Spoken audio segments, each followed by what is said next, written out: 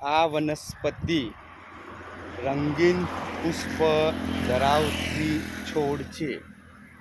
અહીં આપણે જોઈ રહ્યા છીએ કે આ વનસ્પતિને સરસ મજાનું ફૂલ આવેલું છે. અહીંયા ફૂલ પુષ્પ જે કહીએ એટલું આકર્ષક રંગીન છે જે આપણને જોતા પહેલાં ગમી જાય. તેને અહીંયા જોઈએ, અહીંયા ફૂલ પીપોળા ટાઈપ લાંબી સાઈઝનું હોય છે. અહીંયા એક છોડ પ્રકારની વનસ્પતિ, અહીંયા તેનું પ્રકાંડ છે અને જમીનમાં મૂળ છે. એને ખેંચીને તોડી શકાય છે. આ ફૂલ રંગીન આકર્ષક હોવાથી આપણને જોવું બહુ ગમે છે.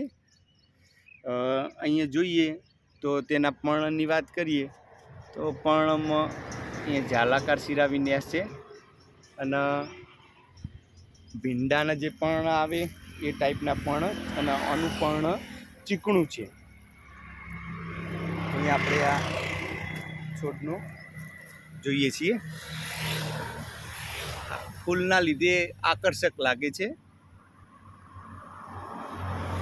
ફૂલ અને ફૂલમાંથી વાત કરીએ પ્રમાણે અહીંયા તેના કુકેસર શ્રીકેસરના ફલન ત્યાં પછી અહીં તેના ફળ આવેલા છે. ફળ લટકતા કેરી જેવા આકારના છે.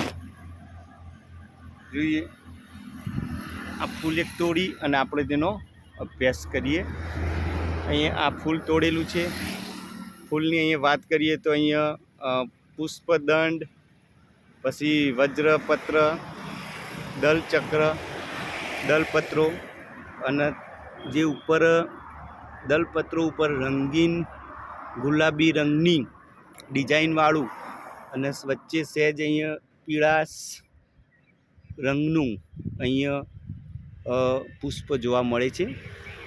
પુષ્પ જોતો બહુ આકર્ષક અને બહુ રંગીન ગમી જાય તેવું છે.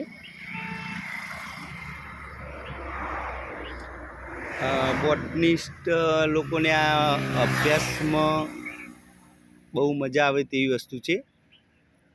અહીં આપણે અંદર જોઈશું.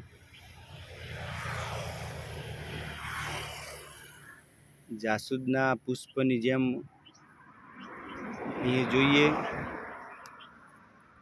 તો અહીંયા પુષ્પની રચનામાં અહીંયા જોઈએ કે પુકેસર, શ્રીકેસર, અહીંયા બીજાશય, અંડાશય અને તેમાંથી પછી તેનું અહીંયા ફલન ત્યાં પછી ફળ બને છે. ફળની વાત કરીએ તો અહીંયા આ ફળ લટકાયેલા છે, ઉગેલા છે. અહીં એક તોડેલું ફળ છે. ફળમાં અહીંયા આ રીતનું ફળ આવે છે. અહીંયા તેને તોડી શકાય છે. કઠણ હોય અત્યારે કાચું છે, પછી તેમાંથી તેનું બીજ બને છે. આકર્ષક રંગીન પુષ્પવાળો છોડ.